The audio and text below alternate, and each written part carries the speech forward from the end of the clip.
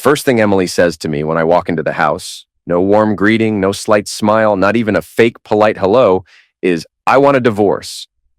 4 blunt words shot at me like bullets. She's leaning against the kitchen counter, arms crossed, wearing that smug half smirk that always sets my teeth on edge. I pause in the doorway, keys in my hand, still dressed in my dusty work clothes, boots leaving smudges on the welcome mat. "Excuse me?" I say, stunned. My heart rate spikes so fast I can feel my pulse hammering in my ears. For months we've been arguing, bickering about bills, daily chores, Lucy's bedtime. But never did I imagine this. Emily huffs, flipping her hair off her shoulder like she's in some shampoo commercial. "What, you deaf now?" she sneers. "I'm done, okay? I'm over this crap. I talked to my lawyer. It's official." She says it with such casual arrogance that it makes my stomach twist. My brain scrambles to catch up. "Emily, can we talk for a second at least?" I manage. "We have a child. You can't just—" She snorts, cutting me off. "A child, yeah. Lucy's 4, and she's more mature than you sometimes. Listen, I'm not going to sit here playing the good wife while you do whatever you want, ignoring all my needs. I have a plan, and it's happening. No more arguments." Her tone is laced with contempt, as if I'm some low-level employee she's about to fire. My mind flashes back to our wedding day, how she beamed at me in that white dress. Now it feels like she's a completely different person. I swallow hard, forcing myself to stay calm. "Emily? Are you serious? A divorce?" I glance at the living room, where Lucy's drawings hang on the wall. Princess castles, rainbow unicorns. She has no idea her world is about to come crashing down. Dead serious. She pulls a set of papers out of a manila envelope on the counter. "Here." She slaps them against my chest. "Read these, sign them, then get out of my way. I need the house, the car, and I'll be filing for child support." I stare at her, not sure if I'm hearing right. "What are you talking about? You need the house, the car?" My voice shakes with confusion and anger. "You want me out on the street?" She gives this mocking little laugh, the sound cold and hollow. "Not my problem. If you want to slum it in some crappy apartment, go ahead. But Lucy's staying with me. I'll expect child support on the 1st of every month. No excuses." I can't believe how callous she's acting. It's like she's rehearsed this scene in her head, determined to show me she's in charge. I open the envelope, skimming through the papers. A divorce petition, a proposed custody arrangement. Every other weekend? I mutter, noticing how she's reduced my time with Lucy to just 2 weekends a month.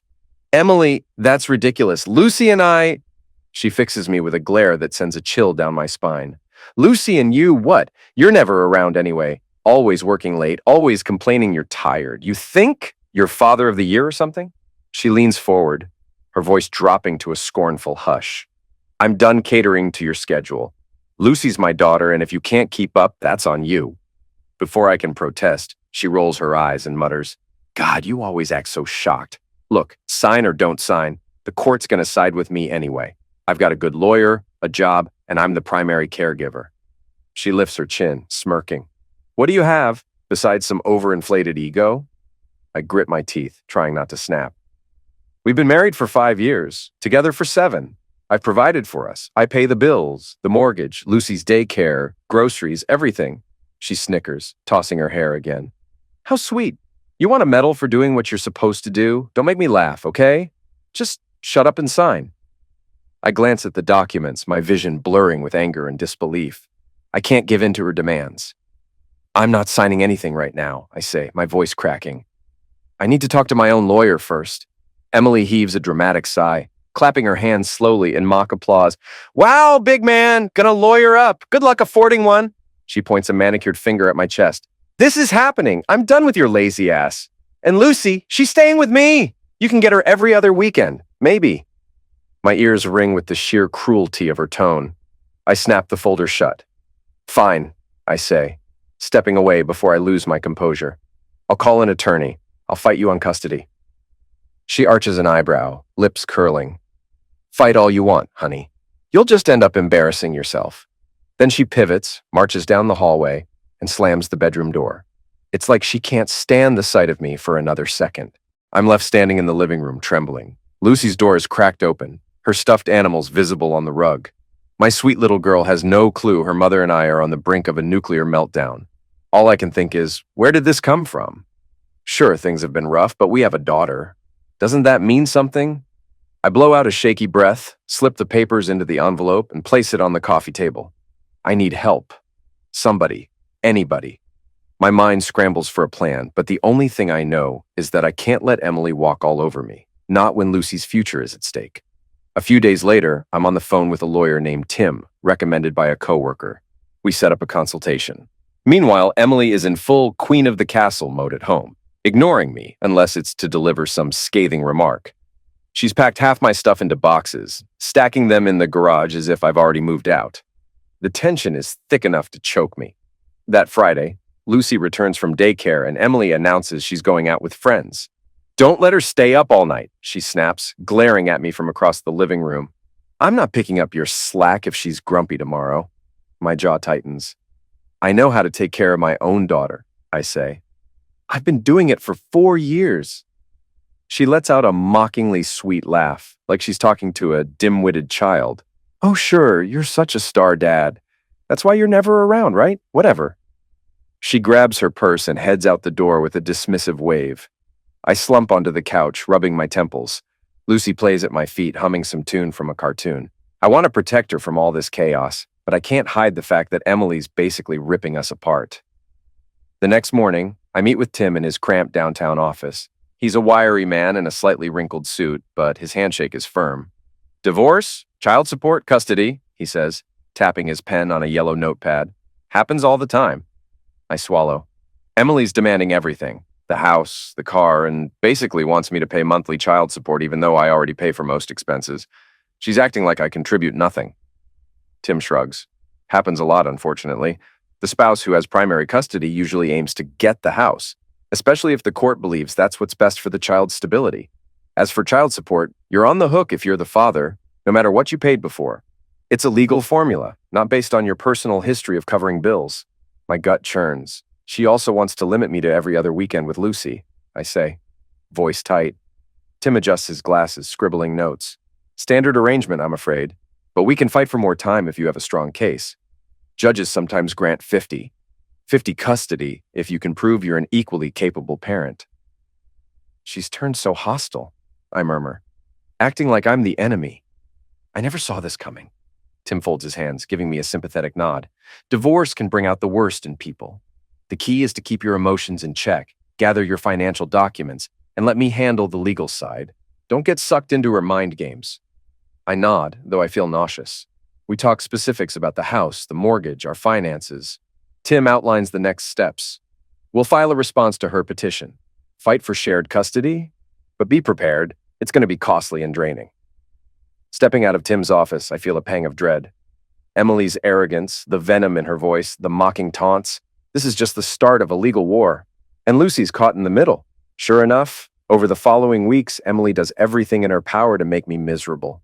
She mocks me for losing weight. "Can't handle the stress, big guy?" she jeers, passing me in the hallway. She sneers at me when Lucy asks me to read her a bedtime story.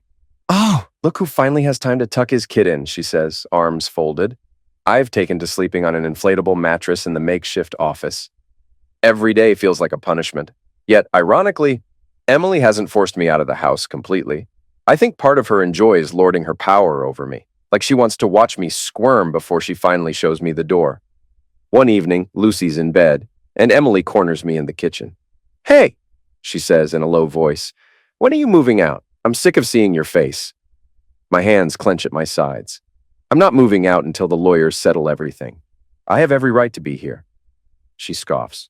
"Right, because you're so innocent. Listen, I'm not playing games. You're on borrowed time. Once the court finalizes, I'm changing the locks."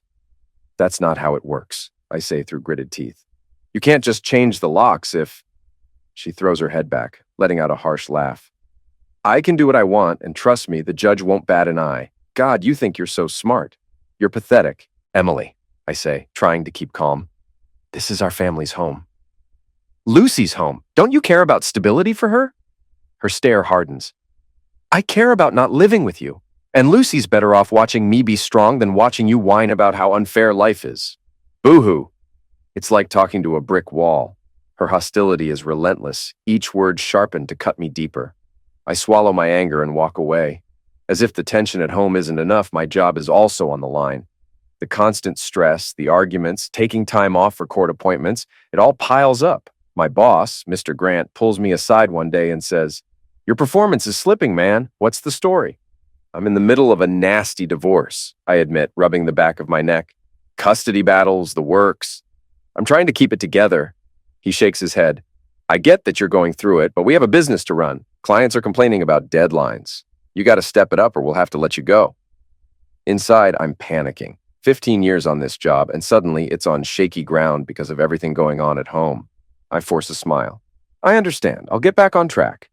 But as weeks pass, balancing Lucy's care, the confrontations with Emily, and my workload becomes impossible. My exhaustion shows in my sloppy proposals, missed deadlines. Finally, the axe falls. I'm called into Mr. Grant's office one Friday. He's not smiling. "I'm sorry," he says, voice clipped. "We're terminating your position effective immediately." My heart drops into my stomach. "You can't. Please, I just need a little more time." "We've given you weeks," he replies. "We need someone fully committed. Clean out your desk." I walk out in a daze, tears of frustration stinging my eyes. I box up my photos of Lucy, my few personal items. Colleagues stare, some giving sympathetic nods. I feel like I've been dragged underwater and can't breathe. Losing my job makes things infinitely worse. I'm barely able to pay the mortgage, the bills, let alone child support once the court issues a temporary order based on Emily's petition. She's triumphant when she hears I'm unemployed, twisting the knife in further. "Oh, you lost your precious job," she says one afternoon. "I guess you're even more worthless now. Good luck paying child support with zero income, genius." My blood boils. "I'm looking for work," I snap, fed up with her ridicule. "The economy's rough, and I have to schedule around caring for Lucy." She waves a dismissive hand. "Not my problem. You better cough up the money, or I'll make sure you regret it. You want to see Lucy at all, you better pay up." I can't believe how she's talking to me, like a mob boss threatening a delinquent. Still, she's not bluffing. If I don't pay, she'll go to the authorities. And that's exactly what happens when I finally run out of savings and can't make a payment in time. Emily calls me up one night, cussing me out. "Where's my money?" she hisses. "Don't you dare ignore me." I'm trying," I stammer, sweat beading on my forehead. "I just got an interview. I'll figure something out, but I need more time." Her sneer is practically audible through the phone. "More time, my ass. I told you I'd make life hell if you messed with my finances. I'm done playing." She hangs up. Sure enough, days later, at 6 in the morning, there's a furious pounding at my door. 2 cops stand there, asking if I'm me, reciting my rights, arresting me for unpaid child support. My neighbors peek through blinds and windows, watching as I'm handcuffed and escorted to a squad car. I feel like a criminal, but all I did was lose my job. My mind reels on the ride to the station. Lucy's face keeps flashing before me. How do I explain to her that her dad was put in jail because he couldn't afford a check? This is insane. Because it's a weekend, I can't see a judge until Monday. So I spend 2 nights in a holding cell that smells like sweat and bleach, with strangers who are in for God knows what. The clang of metal doors opening and shutting echoes in my head. I keep my gaze low, not wanting to invite any trouble. When Monday comes, I shuffle into a tiny courtroom in an orange jumpsuit, wrists cuffed. The judge barely looks at me as he reviews my case. "Non-payment of child support, repeated warnings," he intones. "I'm sentencing you to 5 months in the county detention center." I gape at him, numb with disbelief. 5 months for losing my job and missing a couple of payments? My court-appointed lawyer tries to argue that I was looking for work, that it's a hardship, but the judge is unmoved. "That's the law," he says, banging his gavel. Next thing I know, I'm at county, wearing another jumpsuit, this time in a crowded dormitory with 50 other men. The smell of unwashed bodies, stale food, and disinfectant assaults my nose. I bunk with a guy who nods at me but doesn't bother making conversation. The background noise never ends. Shouting, coughing, random footsteps. My anxiety is at a permanent high. I keep my head down, do what I'm told, try not to make waves. But at night, when everything quiets, my thoughts tear at me. Emily's smug face creeps in, mocking me for failing to pay. Lucy's sweet smile haunts me, not knowing why Daddy disappeared. I feel a toxic mix of sorrow and rage. How did my life spiral so fast? 3 weeks in, I get a letter. I recognize the return address. Brandon, an old buddy who used to come to our barbecues. We drifted apart a couple of years ago. My hands shake as I open it. The noise in the block is loud. Some guys are arguing, others playing cards, but I tune it out. Brandon's words hit me like a sledgehammer. He's sorry he kept quiet, but he can't take it anymore. Emily's been cheating on me for years. She's been seeing another guy, Cole, since before Lucy was born, and he suggests I get a paternity test because there's a good chance Lucy might not be mine. I can hardly breathe. My heart slams against my chest. I reread the sentences. Emily has been with Cole forever. She bragged about how she had you paying for everything. I think you need a DNA test. Sorry, man. My head spins. Images of Emily's smug grin. Those nights she claimed she was running late at the store. The secretive phone calls. The weird tension with certain male coworkers. Now it all makes sense. If Lucy isn't even mine, then I've been paying child support, going to jail, losing my job. For a child Emily tricked me into raising? Anger seethes through me. I crumple the letter in my fist, pressing it against my forehead. My bunkmate glances over, but I ignore him. All I can think is, the minute I'm out, I'm getting that test, and I'm making her pay. Sleep is impossible that night. I'm caught between heartbreak and fury. Lucy is the light of my life, but if she's not my biological daughter, what does that even mean? The emotions churn in a swirl of confusion. My release day finally arrives. It feels like forever since I've breathed fresh air. The guard hands me my clothes, the ones I wore the morning I was arrested. They don't fit quite the same. I've lost weight. My reflection in the dingy mirror shows new lines on my face. When they buzz me out the front doors, the sunlight feels blinding. I have no job, no savings, no house to call my own. But I have a plan. See a real lawyer, get a paternity test, and then make Emily face the truth. I hail a cab with the few dollars I have left. My parents offered to pick me up, but I wanted to do this alone, free of pitying eyes. I meet a lawyer named Daniel, a friend of a friend. He has a small, cluttered office, but a reputation for being tough in court. I explain everything. The divorce, the child support fiasco, jail, and Brandon's letter about Emily's affair, and Lucy's uncertain paternity. Daniel listens with a grim expression. When I finish, he says, "This is serious. If Lucy isn't yours, then Emily committed fraud. You have grounds to sue for damages, possibly to recoup child support.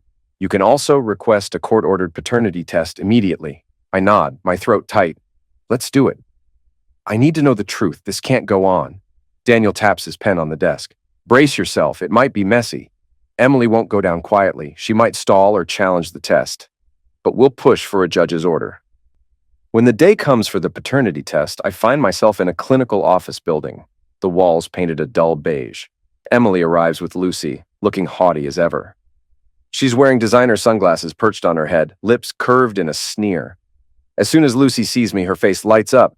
"Daddy!" she cries, rushing into my arms. Emotion claws at my chest. I hug her tight, inhaling that strawberry scent from her shampoo. Emily stands behind her, arms crossed, giving me a look that says, "Don't you dare try anything."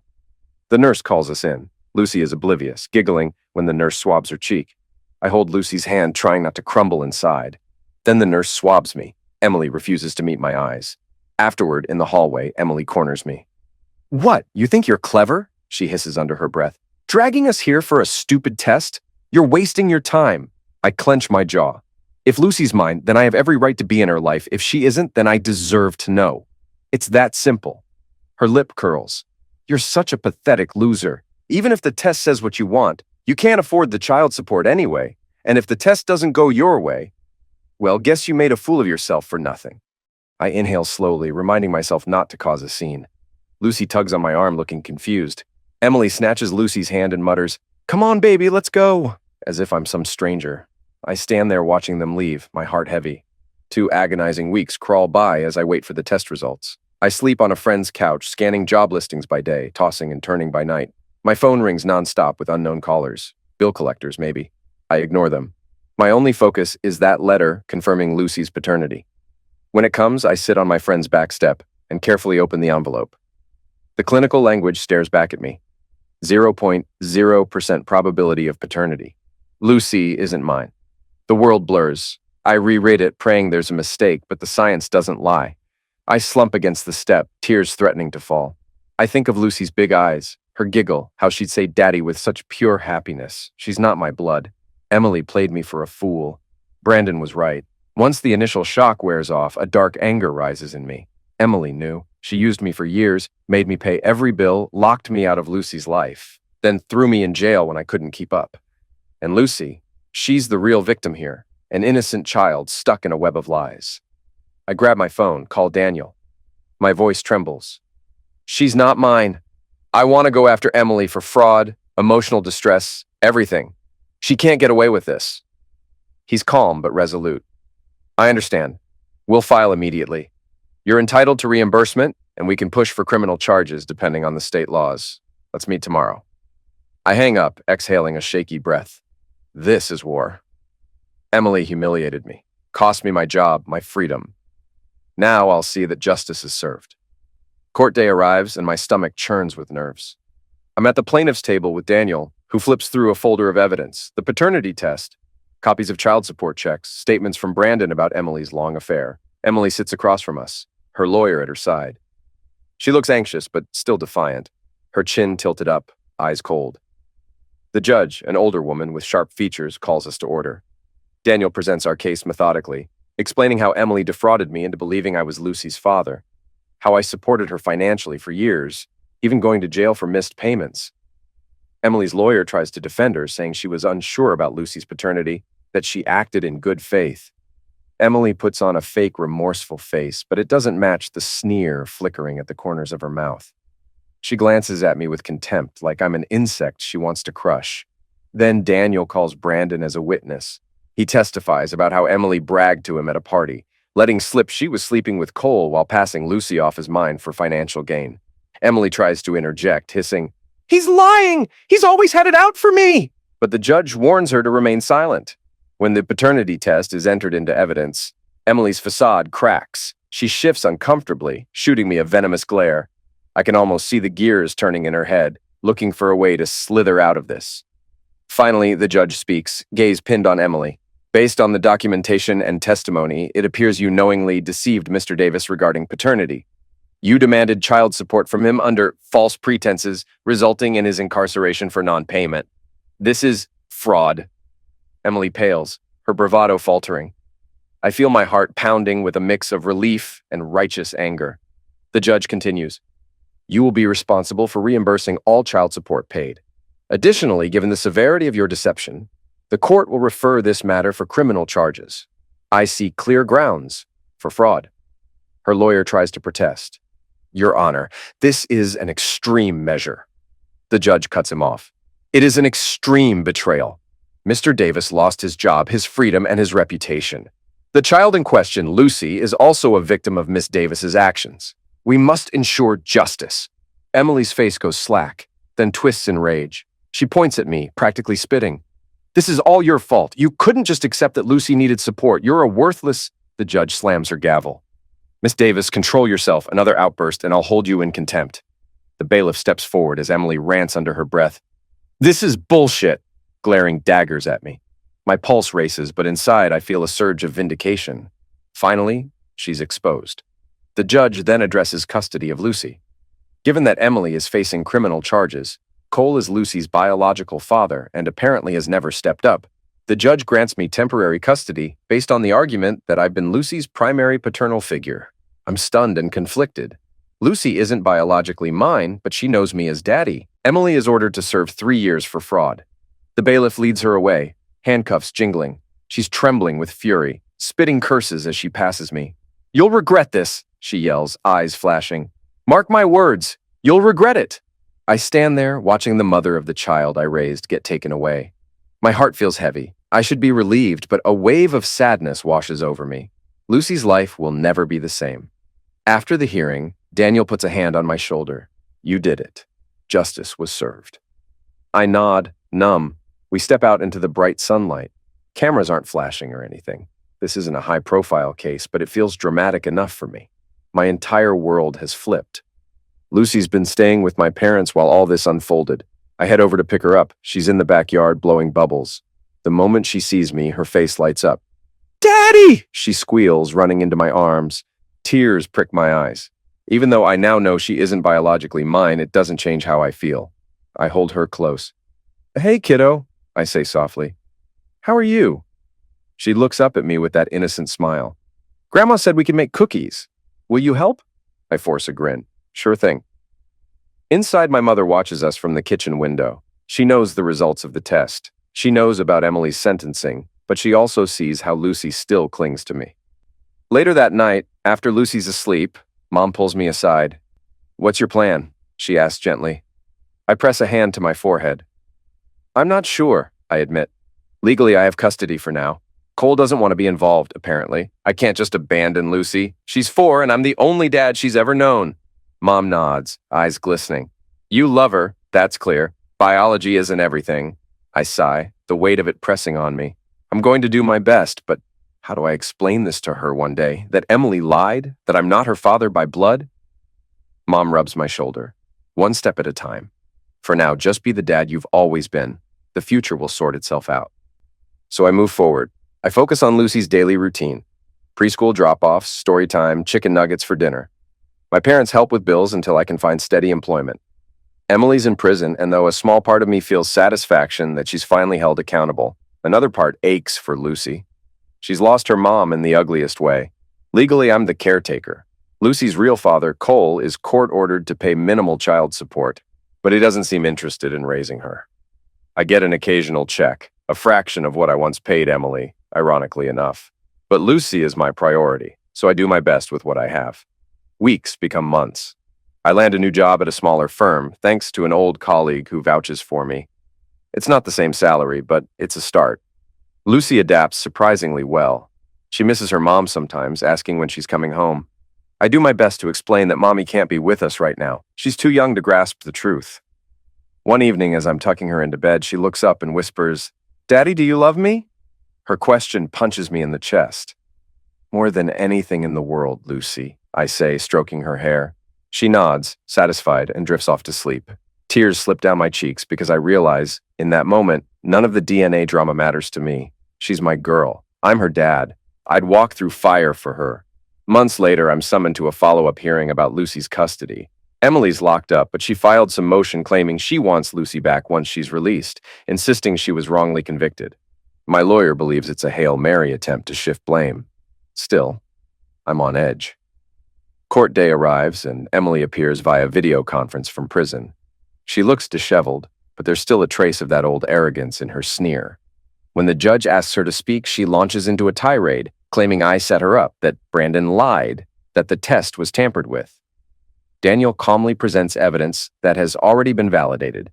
The judge isn't swayed by Emily's theatrics.